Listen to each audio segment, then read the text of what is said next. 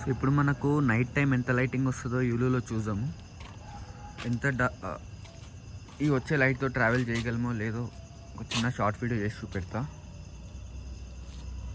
So వెళ్దాం.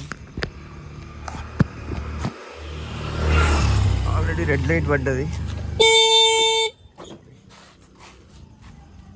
So red light పడిందంటే battery లో ఉన్నట్టు. Below 10 kilometres.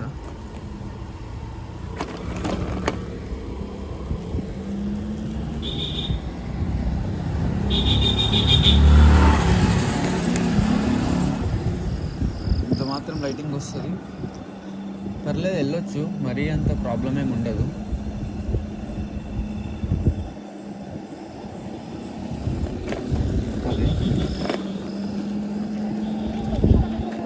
ఆల్మోస్ట్ పెద్ద బండ్లకు వచ్చినంతే వస్తుంది, కొంచెం తక్కువ